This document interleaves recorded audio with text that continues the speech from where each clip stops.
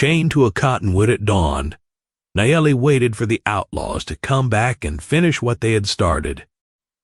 The moment she looked up and saw a lone cowboy crossing into her canyon, she could not have guessed that this stranger's next choice would decide whether she lived free or died in iron, and that the choice would cost the two of them everything the frontier believed about courage, debt, and who a person is allowed to belong to. The canyon sat 40 miles north of the Gila, a crooked seam of red rock that trapped the last of the night's cold against the stone long after the sky had gone gray with morning. Wyatt Calloway had been riding since before first light, chasing a string of strays that had wandered off his line camp 2 nights back, and he almost rode past the sound entirely. It was small. A dry click of metal against stone, then a pause, then the click again, patient and steady, like someone testing a lock they already knew would not give. He was 26 that spring, 6 years into cattle work on a spread that ran along the river bottoms, a man more used to the company of horses than people, and careful in the particular way that men get careful when the country they work has taught them, more than once, that carelessness gets a body killed. He had grown up in Missouri and come west after his father's farm failed, and nothing in that flat, fenced-in boyhood had prepared him for a land this wide or this quiet, a land that could hide a person's entire fate behind one shoulder of rock and never give a warning first. That stretch of territory had never been an easy place for anyone to call home. Settlers pushed their fences a little further west every season. Army patrols came through twice a year making promises that rarely outlasted the winter. And the Apache bands who had lived in these canyons and river valleys since long before any of it had learned, hard and repeatedly, that a treaty written in a fort office meant very little once it reached open country. Wyatt had grown up hearing his bunkhouse neighbors trade the same tired, ugly talk about raiding parties and savage country, the kind of talk that made a man's world smaller without him ever noticing it happening. And he had never once stopped to ask himself how much of it he actually believed until the morning he knelt in the dirt beside a chained woman and realized he did not believe a word of it anymore. He reined his horse in behind a shoulder of boulders and sat listening, a long moment before he swung down. A man who had spent 6 years running cattle through Apache country learned early that curiosity killed more cowboys than rustlers did, and for a breath he thought about riding wide and pretending he had heard nothing. Then the sound came again, and under it, so faint he almost missed it, a woman's breath, even and controlled the kind of breathing a person does when they are working hard not to make any other kind of sound at all. He came around the boulders slow, his hand resting on his rifle stock without drawing it, and what he found stopped him cold. A young Apache woman sat with her back against a cottonwood, wrists chained in front of her, ankles chained together, an iron collar circling her throat and fixed by a short length of chain to the trunk behind her. Her deerskin dress was torn at one shoulder and dusted with a night's worth of dry canyon dirt, and there was a raw, chafed line at each wrist where the iron had bitten through the hours. She was not crying. She was not straining against the chains. She was watching the sun come up over the canyon rim, as if she had chosen to sit there, as if the chains were simply a detail she had decided not to give her attention to yet. Her name, though he did not know it yet, was Nayeli, and she had spent the long hours of that night doing something most people in her position would not have thought to do. She had counted stars instead of praying for rescue, had traced the shapes her grandmother had taught her as a girl, had made herself small and still and patient rather than wasting strength on chains that would not move for wanting. Fear had come and gone in waves through the dark hours, but she had not let it settle, because she had learned long before this night that fear given too much room only helps the men who put it there. She heard him before he ever spoke, and her eyes came to him without alarm, weighing him the way a person weighs a stranger who has just walked into a room where they hold every advantage. You should leave. Her voice was even, almost gentle, as though warning him off were a kindness rather than a threat. He had not expected English clean and unaccented, and something in his face must have shown it. because the corner of her mouth moved not quite a smile. "My father wanted me to learn the trader's tongue. It keeps a person alive longer than a rifle does most days." Then came the rest of it, plain and unhurried, the way a person reports a fact rather than begs a favor. "The men who did this will be back before the sun clears the ridge. If they find you here, they will kill you for what you're about to do, and they will do worse to me for wanting you to do it." She laid it out for him quickly, not because she needed comfort in the telling, but because she judged, correctly, that he would move faster with the full shape of the danger set plainly in front of him. A party of men had ridden into her family's grazing camp 2 evenings before, calling themselves horse traders, offering good prices and better whiskey to the young men who came out to look at their stock. It had taken half a day for anyone to notice 2 mares missing from the herd, and by then the traders were gone, and Nayeli, who had ridden out alone at dusk to check a broken fence line, had ridden straight into 4 of them waiting in the rocks. They were not traders. They ran stolen horses south to buyers who did not ask questions. And a captured Apache woman, they had decided, made useful insurance against pursuit and better sport than the horses did. They had chained her to the cottonwood and ridden off before dawn to scout the trail south, confident that no one would think to look for her in a canyon that belonged to nobody. Nayeli was not by nature or by upbringing an easy woman to catch off guard, and that was precisely why the men had needed 4 riders and the element of surprise to manage it at all. Her father had spent long winters teaching her to track deer through broken country and to read weather changes a full day before they arrived. Skills he had insisted a daughter needed every bit as much as a son. And her mother had raised her on stories of the women in their family line who had guided their people through hard passages when the men were away hunting or at war. It was that same steadiness, learned across a childhood, spent watching the land rather than fearing it, that had let her sit through a night in chains without breaking, and that would carry her through the far harder morning still to come. Wyatt was already off his horse and crouched at the base of the tree, running his hand along the chain to find where it anchored. How long ago had they left, he wanted to know, and her answer came without a flinch, before first light, which meant they could return any minute, which meant he had already decided what he meant to do before he'd finished asking the question. He worked a hammer and a cold chisel out of his saddlebag, tools he carried for loose horseshoes and had never once imagined using on a set of manacles, and set the chisel's edge against the first rusted link. If they came back while he worked, she warned him, watching his hands rather than the ridge, they would kill him before the second lock ever came open. He did not look up from the chain. Then I'd better work fast. For the first time since he had rounded the boulders, something shifted in her face. Not quite surprise, more a small recalculation, as though she had expected him to argue about the danger and was recalibrating for a man who simply agreed with it and kept working anyway. The chisel bit into rusted iron slower than either of them wanted. The hammer struck sharp and small so the sound would not carry far in the still canyon air, and every few strikes Wyatt paused to listen past the ringing metal for hoofbeats. Nayeli held her wrist steady without being asked, without flinching, when a strike landed close to skin, and somewhere in that working silence she told him her true name was not owed to him yet, that names were kept for people who had earned the right to use them, and that he had not earned hers, not this morning. Not with the sun barely over the rim and Outlaws somewhere on the trail behind them. He did not argue that either.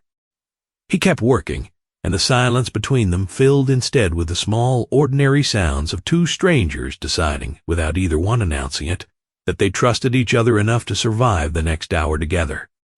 We're just getting into the parts of this story that made viewers stop scrolling and stay until the very end. If a story like Nayeli's is worth your time, become a channel member. Tap join beside the channel name and help this small channel keep telling stories like it. The wrist chains fell away first, link by rusted link, and Nayeli rubbed her raw skin without complaint before extending her ankles for the same treatment. The collar was last and the hardest, its lock fused nearly solid by rust and weather, and Wyatt had to brace the chisel at an angle that made his knuckles white with the effort of holding it steady while he swung. When the collar finally sprang open and fell into the dirt, Nayeli stood in one smooth motion, rolling her shoulders back, rubbing the raw line at her throat where the iron had rested all night. She did not thank him. Not yet. She looked instead at the broken chain coiled in the dust like a shed skin, and the only words that seemed to matter to her in that moment came low and certain. "No one owns me." It was not aimed at him. It was aimed at the chain itself, and at the men who had put it there, and at whatever idea had let them believe they ever could. Wyatt was still gathering his tools back into the saddlebag when the first sound reached them, distant but unmistakable, the drum of hooves on hardpack, coming up the canyon from the south. Aft, 4 riders, maybe more, moving at a pace that said they were not simply passing through. Nayeli went still in a different way than she had been. Still against the tree, every part of her attention narrowing onto the sound, calculating distance and speed, with the ease of someone who had grown up reading a landscape for danger the way other people read a page. They were early, she breathed, already moving toward the rocks at the canyon wall. And Wyatt followed her lead without arguing, pulling his horse's reins along behind him. She found a shelf of stone barely large enough to hide both of them, and the horse if the horse stood perfectly still, and they pressed into it as 4 riders came around the canyon bend and reined up hard at the sight of the empty chain and the broken collar lying in the dirt where a captive should have been. The outlaws split without much discussion, 2 riding wide along the canyon floor and 2 dismounting to search the brush near the cottonwood on foot, and their leader, a lean man in a gray duster whom Nayeli would later learn was called Silas Crane, stood in his stirrups, scanning the canyon walls with the flat patience of a man who had hunted people before and knew that patience, more than speed, was what usually won. Wyatt's hand found his rifle and began to bring it up, and Nayeli's hand closed hard over the barrel and pressed it back down before he could clear the rock. Her grip, surprisingly strong for someone who had spent the night in chains. If he fired, she breathed barely a whisper, every man down there would know exactly where to look. They moved, or they died here. Those were the only 2 choices left on the table. She led him instead not toward the canyon floor where the riders searched, but up, along a game trail, so narrow and so overgrown with scrub that Wyatt would have ridden past its mouth 100 times without ever seeing it. It climbed the canyon wall at an angle that seemed too steep for a horse, and Nayeli sent his horse ahead of them on a loose lead, trusting the animal to find its own footing while she and Wyatt scrambled up the loose shale behind it, using hands as much as feet tasks. Small stones skittering away under their boots and clattering down toward the canyon floor in a way that made both of them wince had the noise. They were 3/4 of the way up when a shout went up from below, one of the outlaws on foot spotting movement on the ledge, and the shout brought every rider's head snapping upward at once. A rifle cracked, then another, the reports flat and huge in the enclosed space of the canyon, and rock chips sprayed off the wall inches from Wyatt's shoulder as he hauled himself over a lip of stone and reached back for Nayeli's hand. She took it without hesitation, without the wasted half-second of surprise most people spend before they decide to trust a stranger's grip, and hauled herself up beside him onto the narrow ledge trail. They ran along the ledge in a low crouch, the trail barely wide enough for one body at a time, gunfire chasing them in ragged bursts that never quite found their range but never let up long enough to let either of them believe they were safe. The canyon wall fell away sharply to their right, a drop that would have ended things fast and permanently if either of them lost their footing, and Nayeli moved along it with a sure-footedness that told Wyatt this land, however hostile it looked to him, was hers in a way it would never be his, not if he rode it for the rest of his life. Twice a bullet found rock instead of flesh, close enough that stone splinters stung the back of his neck, and twice he kept moving anyway, because stopping on that ledge was its own kind of death sentence. Below and behind them, Silas Crane's shouted orders carried up off the canyon floor sharp and furious, driving his men to close the distance before the ledge trail could carry Nayeli and Wyatt out of range for good.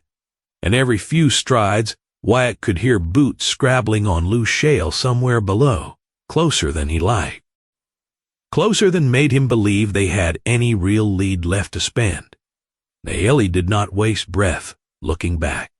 She kept her eyes fixed on the trail ahead, reading its narrow twists a half step before her feet needed to know them, and more than once she caught Wyatt's sleeve and pulled him wide of a crumbling edge he would have trusted his own weight to a moment too late.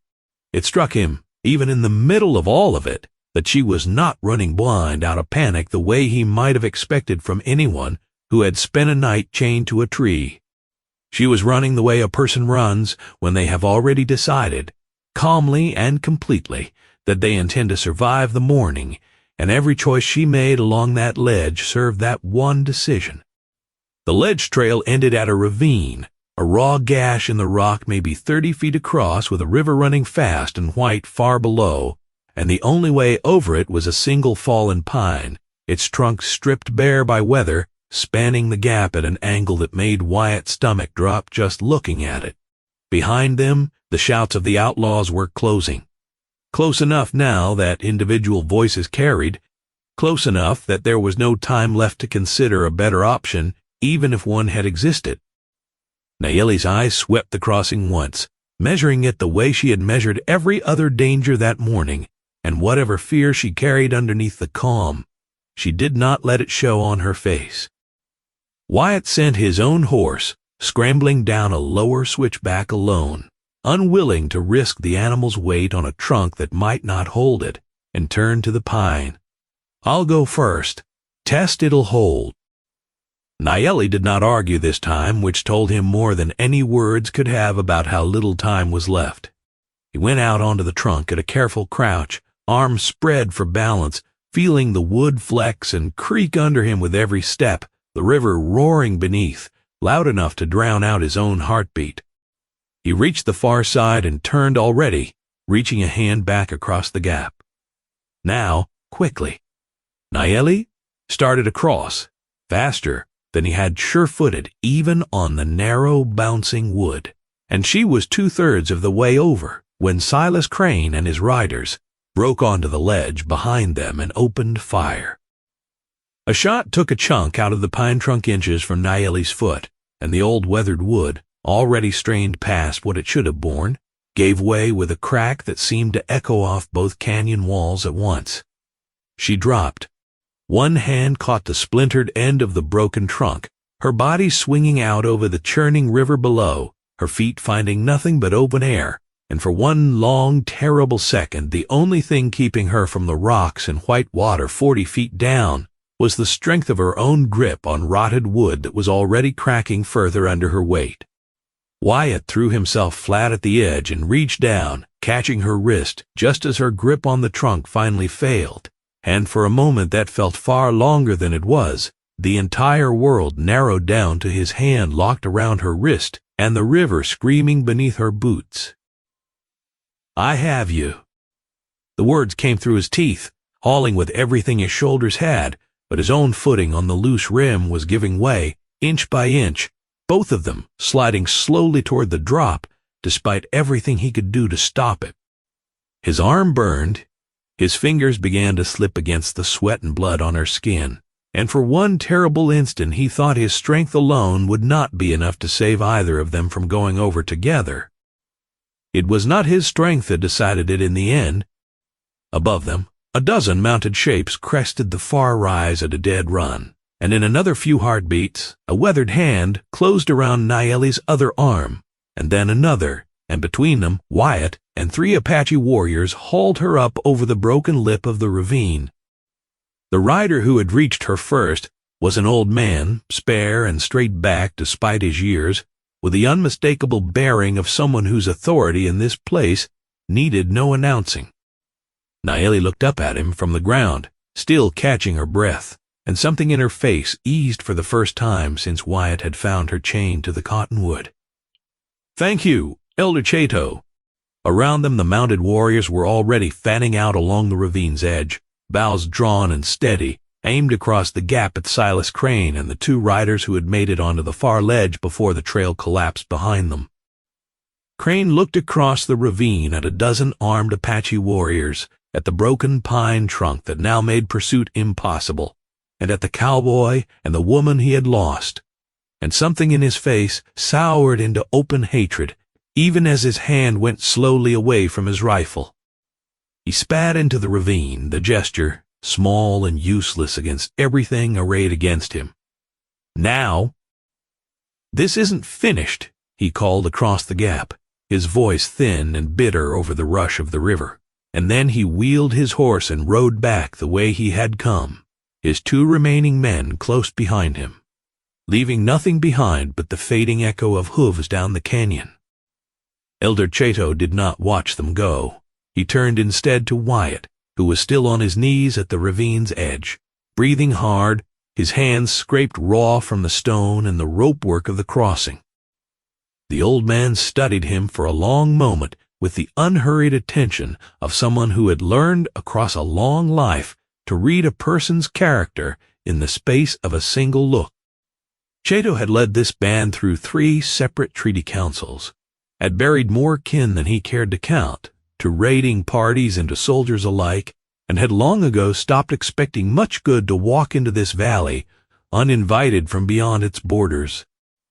That made the morning stranger, kneeling exhausted at the edge of a ravine, with a young woman's life still fresh in his shaking hands, all the more worth a long, careful look before any judgment was spoken aloud.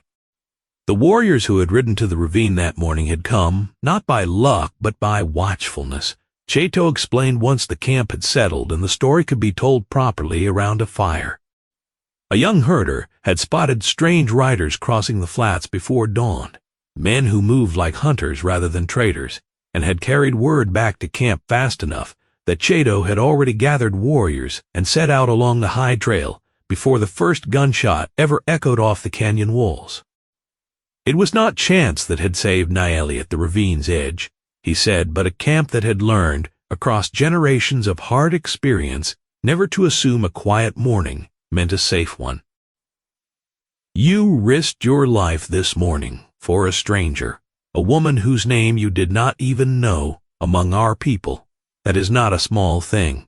That creates a debt of honor, and a debt of honor is not repaid with words alone. It was Naeli who spoke next, and for the first time that morning, something like warmth crept into her voice where before there had only been steadiness and calculation. "My name is Naeli. You gave me my freedom this morning before you even knew what to call me. That is worth more than most men give a stranger in a lifetime." She held his gaze a moment longer than the sentence required, and Wyatt, still catching his breath, at the edge of a river that had nearly taken her from him, found he did not have a ready answer for that, only a long, quiet look back that seemed to say enough on its own. They walked out together, warriors flanking them on every side, and Wyatt's recovered horse falling in behind, along a trail that climbed out of the canyon system and down into a wide valley where a scatter of dwellings sat beneath a stand of tall pines, smoke rising thin and steady from cook fires in the cool morning air. Ward of the rescue had somehow outrun them, the way word always seemed to in a close-knit camp, and by the time they came within sight of the first wickiups, people were already stepping out of their doorways to watch them come, children breaking into a run ahead of the adults to be first to see. The scene that unfolded when they reached the camp's edge was the kind Wyatt had never expected to be a part of, let alone at the center of. A woman broke from the gathering crowd and ran to Naeli, catching her in an embrace so fierce it nearly knocked them both off their feet, and Wyatt understood without needing it, explained that this was Naeli's mother. That word of a daughter, taken by outlaw traders, had likely reached this camp before dawn and left every family in it afraid of the worst kind of news through the long night. Children peered out from behind their parents' legs, curious and wide-eyed at the stranger with pale skin and a cattleman's hat who had walked into their camp alongside their returned kinswoman.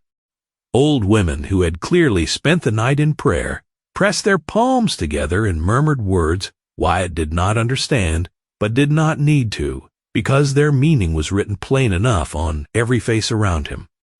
An older man who Wyatt would later learn was Naeli's uncle gripped his shoulder once, hard and wordless, in a gesture that carried more gratitude than any speech could have managed.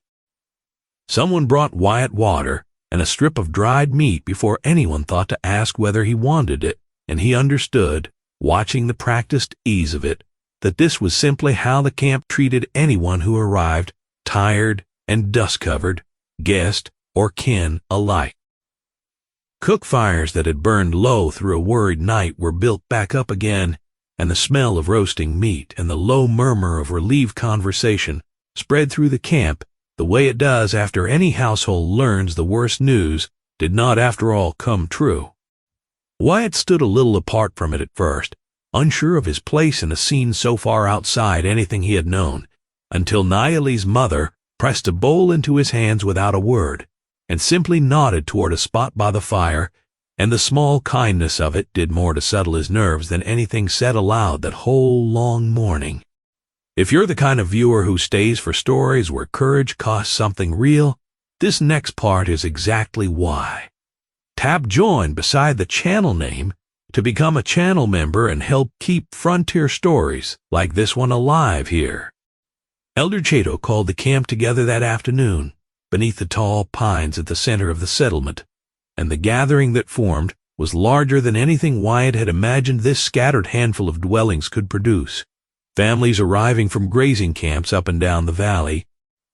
Wyatt stood at the center of it, feeling every bit the outsider he was, his hat in his hands, unsure of the customs but certain enough of the respect owed to hold still and listen closely to whatever came next.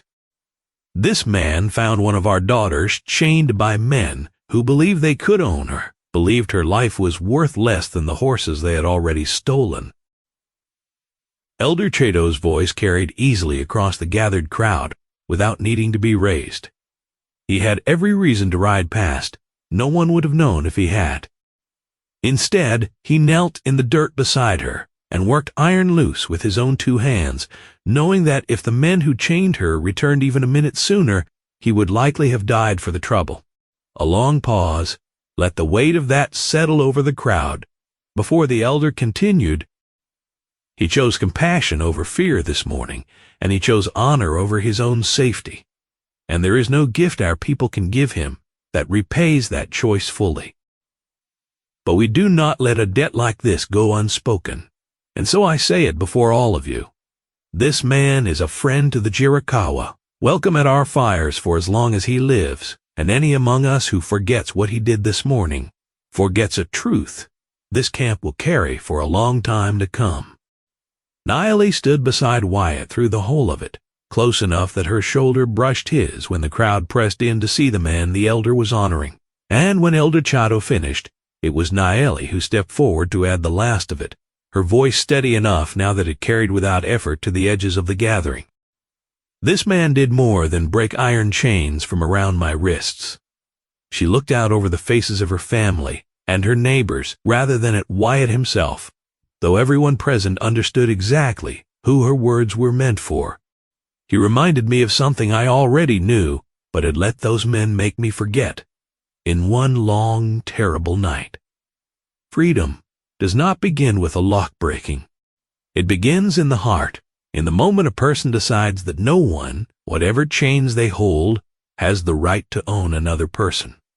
Wyatt gave me back my iron-free wrists this morning. But the men who chained me had already tried to take something else from me in the dark, something they could never have put a lock on, and they failed at that, long before Wyatt ever found the trail into that canyon. A murmur of approval moved through the gathered families, elders nodding slowly, and Wyatt, standing at the center of it all with his hat still in his hands, understood that he had just been given something no amount of ranch wages could ever have bought him. Standing there beneath the pines with every eye in the gathering on him, Wyatt found himself thinking of all things about the careless bunkhouse talk he had grown up hearing, and had never once questioned before that morning, the kind of talk that painted an entire people with one flat, fearful brush.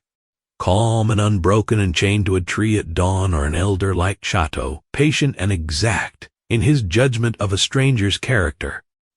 He felt something close to shame at how easily he had let that talk go unchallenged for 6 years, and something close to gratitude that a single morning in a red rock canyon had been enough to burn it out of him for good. That evening, as the light went long and gold through the pines and the smell of wood smoke and roasting meat settled over the camp, the men gathered the broken chain links and the ruined collar from where they had been carried out of the canyon, and carried them instead to the camp smith, an old man whose forge had shaped arrowheads and cook pots and horseshoe repairs for longer than most of the children present had been alive.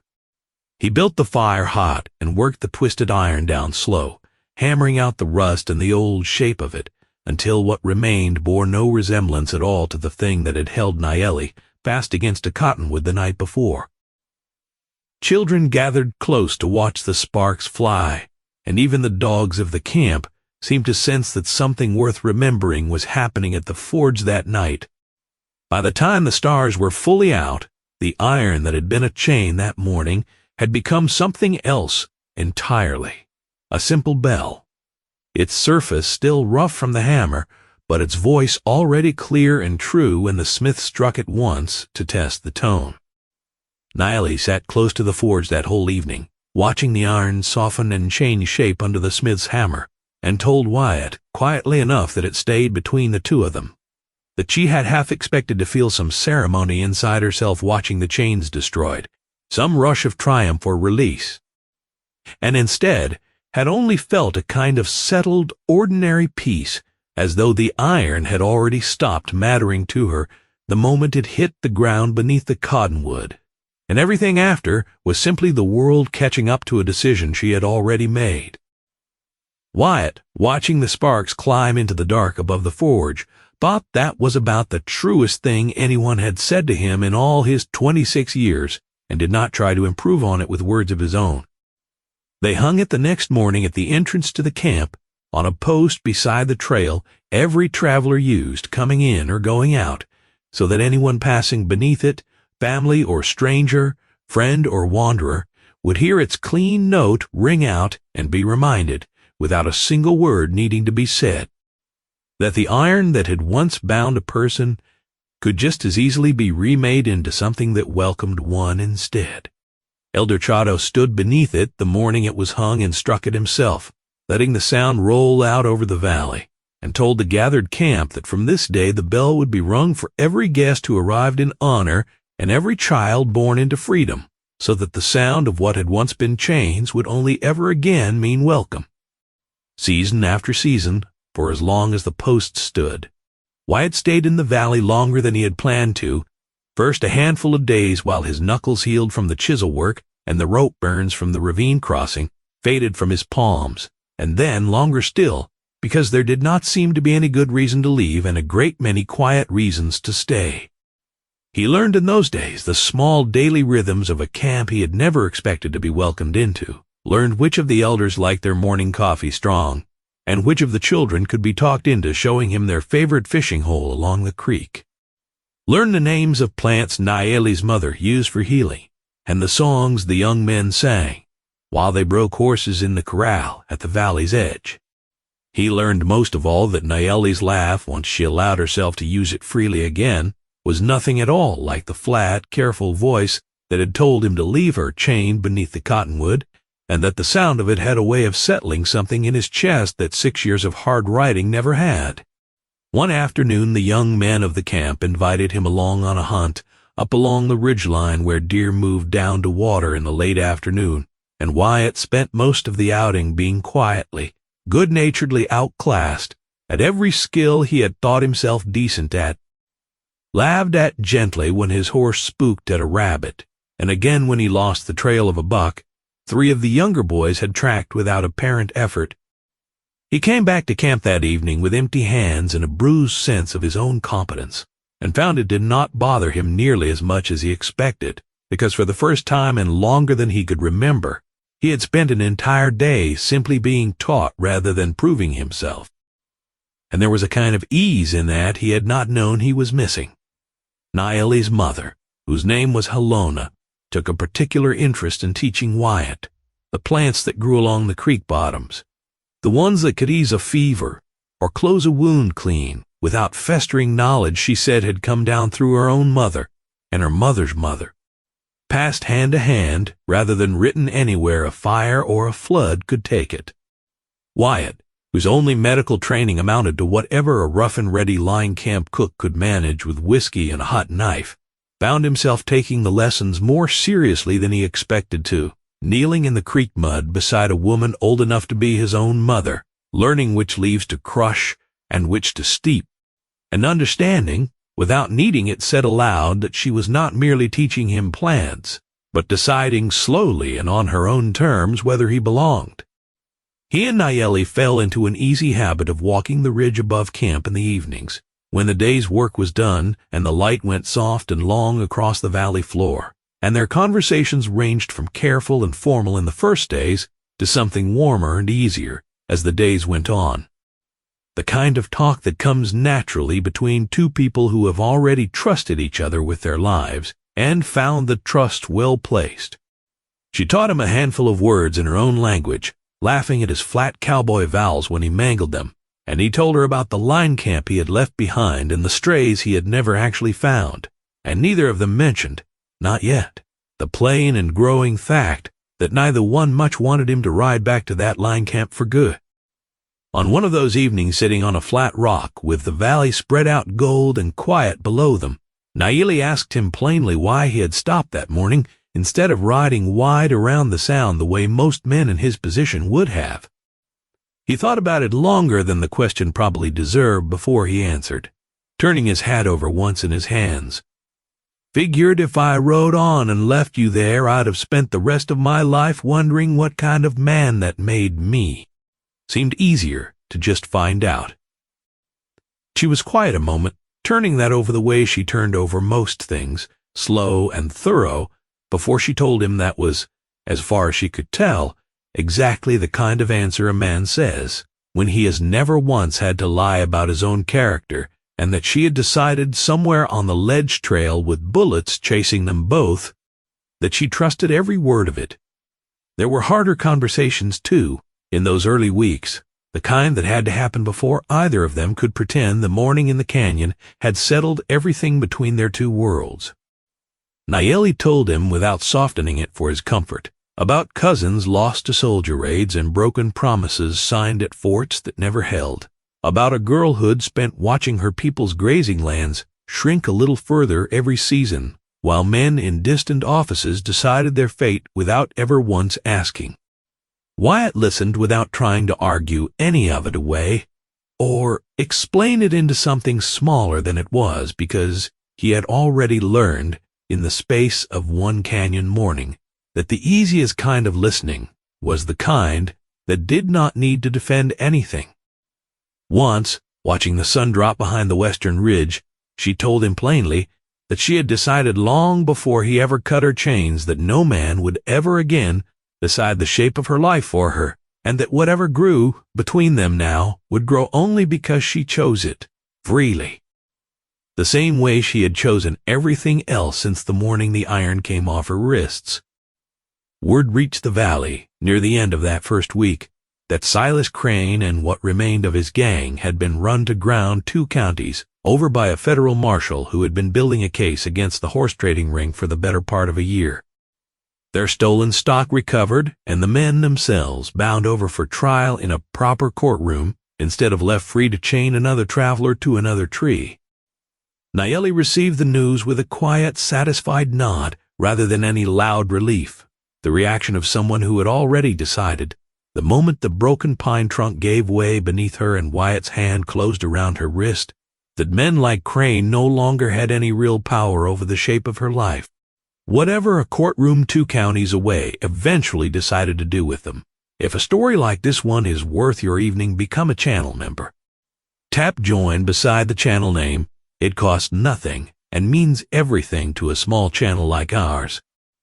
There was no grand ceremony to mark whatever it was that had grown between the cowboy and the Apache woman he had freed.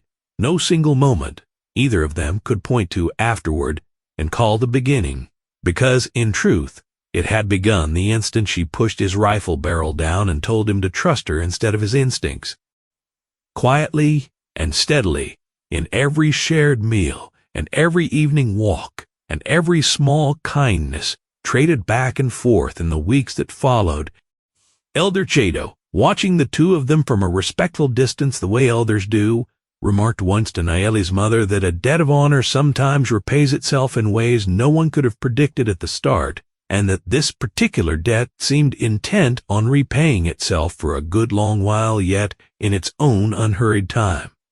Wyatt did eventually ride back to his outfit, because a man still owed wages to the rancher who employed him, and strays still needed finding whether or not his heart had settled somewhere he had not expected it to. But he rode back to the valley often enough after that first visit that the camp's children stopped treating his arrival as a novelty and started simply expecting it, the way they expected the changing of the seasons or the ring of the bell at the trail's edge. He learned to sit a horse the Apache way when the young men raced along the flats below camp, learned to read sign in the brush the way Naeli had read it in that canyon, learned to sit quietly through a story told around the evening fire without rushing anyone toward its ending, and slowly, without either of them ever making a formal declaration of it. He became less a visitor to that valley and more simply a part of it, welcomed at its fires exactly as Elder Chato had promised on the day the debt of honor was first spoken aloud beneath the pines. Naeli never forgot the night she spent chained to that cottonwood, and she spoke of it sometimes, not with fear, but with a kind of clear-eyed gratitude for the lesson it had forced her to learn about her own resolve. She had not begged that night, had not wept, had simply sat and watched the stars wheel overhead, and decided, long before any cowboy came riding into that canyon, that whatever happened to her body, her spirit belonged to no one but herself. Wyatt's arrival had not given her that resolve. It had simply proven, in the clearest way possible, that the resolve was worth having, and that sometimes the world sends exactly the right stranger at exactly the right moment to prove it. She told him once on one of their evening walks along the ridge that she thought less of the chains now and more of the choice, hers to sit still through that long night and his to kneel down with a hammer at dawn, and that a story worth telling was never really about the iron at all. In the seasons that followed, Naeli became known through the valley as a woman other young women sought out when trouble came, looking for them, the aunt or older cousin who could talk a frightened girl through a hard night, the way she herself had once talked herself through one. Patient and steady and utterly certain that fear given too much room only ever helped the people who caused it, she never told her own story as a warning to stay small or stay careful. She told it, when she told it at all, as proof that a person's spirit could survive a night in chains, with its dignity fully intact, and that the right kind of help, when it finally came, would recognize that dignity instead of trying to erase it. The bell at the camp's edge kept ringing, season after season, for every traveler who came through that valley in the years that followed, its voice clean and untroubled, carrying no trace at all of the iron misery it had once been forged from. Children who had not even been born the morning Naeli sat chained beneath a cottonwood grew up believing the bell had simply always hung there, a fixture of the camp as permanent as the pines themselves, and only the oldest among the people remembered and told the story on quiet evenings when the fire burned low. Of the young woman who had been chained at dawn, and the cowboy who could have ridden past and chose instead to kneel in the dirt with a hammer and a chisel, and of the debt of honor that grew slowly and unhurried into something neither iron nor chains nor a man like Silas Crane could ever again take away. A trader passing through years later, weary and half lost after a hard week on the trail, once stopped beneath that bell at dusk and asked an old woman sitting nearby why a simple length of iron hung at the entrance to an otherwise unremarkable camp, and the old woman, who had been a girl the morning the chains came off, told him the whole of it, unhurried. The way the story had always been told in that valley, ending the way it always ended, with a woman who decided in the dark that no one owned her, and a man who proved, with a hammer and a chisel and his own 2 hands, that she was right. That is the whole of it. The way it was carried down through the camp beneath the tall pines, a woman who never once believed anyone could own her, a cowboy who proved her right, and a length of broken chain that became a bell whose only voice, forever after, was welcome. If this is the kind of story you come back for, you already know what to do, so stay a while longer, and we will find you another one.